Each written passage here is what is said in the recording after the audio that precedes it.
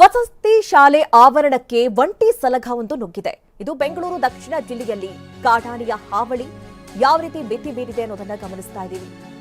ವಸತಿ ಶಾಲೆ ಆವರಣಕ್ಕೆ ಒಂಟಿ ಸಲಗವೊಂದು ನುಗ್ಗಿದೆ.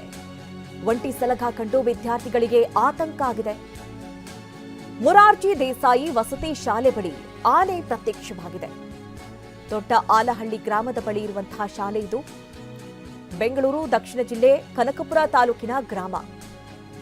ಸಾಮಾಜಿಕ ಜಾಲತಾಣದಲ್ಲಿ ಈ ವಿಡಿಯೋ ವೈರಲ್ ಆಗಿದೆ. ನೋಡಿ, ವಸತಿ ಶಾಲೆ ಆವರಣಕ್ಕೆ ಒಂಟಿ ಸಲಗವೊಂದು ನುಗ್ಗಿದೆ. ಇದನ್ನ ನೋಡಿದಂತಹ ಅಲ್ಲಿನ ವಿದ್ಯಾರ್ಥಿಗಳು, ಸಿಬ್ಬಂದಿಗಳು ಒಂದು ಕ್ಷಣ ಆತಂಕಗೊಂಡಿದ್ದಾರೆ.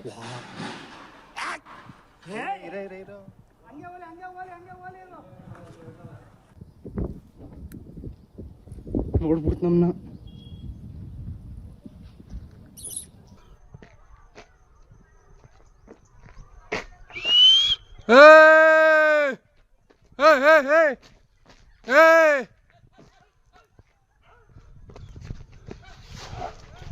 Hey! Hey, hey! ಅಯ್ಯೋ ಸಾಕಾಯ್ತು.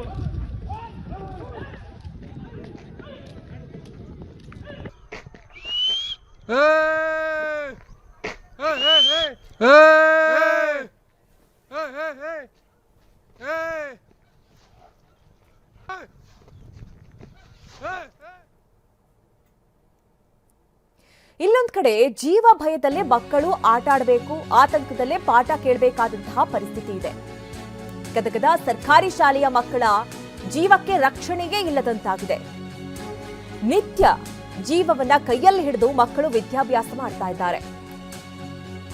ಸರ್ಕಾರಿ ಶಾಲಾ ಮಕ್ಕಳು ಆತಂಕದಲ್ಲೇ ಇದ್ದಾರೆ. ಇದು ಬೆಟಗೇರಿಯಲ್ಲಿ ಇರುವಂತಹ ಸರ್ಕಾರಿ ಶಾಲೆ, ಮಂಜುನಾಥ ಬಡಾವಣೆಯಲ್ಲಿ ಇರುವಂತಹ ಸರ್ಕಾರಿ ಪ್ರಾಥಮಿಕ ಶಾಲೆ.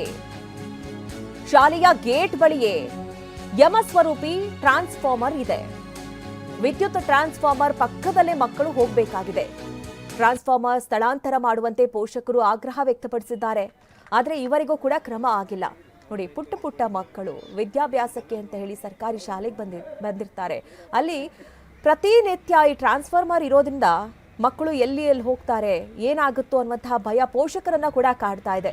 ಯಾಕೆಂದ್ರೆ ಅಷ್ಟು ಮಕ್ಕಳು ಆಟ ಸಂದರ್ಭದಲ್ಲಿ ಯಾವ ಕಡೆ ಹೋಗ್ತಾರೋ, ಏನು ಅಪಾಯ ಆಗುತ್ತೋ ಅನ್ನುವಂತಹ ಭೀತಿ ಪೋಷಕರನ್ನ ಕಾಡ್ತಾ ಇದೆ. ಹೀಗಾಗಿ ಅದನ್ನ ಬೇರೆ ಕಡೆ ಸ್ಥಳಾಂತರ ಮಾಡಿ ಅಂತ ಹೇಳಿ ಮನವಿಯನ್ನ ಮಾಡ್ಕೊಳ್ತಲೇ ಇದ್ದಾರೆ. ಆದ್ರೆ ಈವರೆಗೂ ಕೂಡ ಕ್ರಮ ಆಗಿಲ್ಲ ಅನ್ನುವಂಥದ್ದು. ಹೀಗಾಗಿ ಆದಷ್ಟು ಬೇಗ ಇದರ ಬಗ್ಗೆ ಕ್ರಮ ಕೈಗೊಳ್ಳಬೇಕು ಅಂತ ಹೇಳಿ ಪೋಷಕರು ಆಗ್ರಹವನ್ನ ವ್ಯಕ್ತಪಡಿಸಿದ್ದಾರೆ. ಮಕ್ಕಳನ್ನ ಶಾಲೆ ಕಳಿಸೋಕೆ ಪೋಷಕರು ಭಯಪಡುವಂತಹ ಪರಿಸ್ಥಿತಿ ಇದೆ. ನೋಡಿ, ದೊಡ್ಡ ಟ್ರಾನ್ಸ್ಫಾರ್ಮರ್ ಇದೆ. ದೊಡ್ಡವರೇ ಹೋಗೋದಕ್ಕೆ ಅಲ್ಲಿ ಭಯ ಇರುತ್ತೆ. ಇನ್ನು ಚಿಕ್ಕ ಚಿಕ್ಕ ಮಕ್ಕಳ ಪರಿಸ್ಥಿತಿ ಏನು?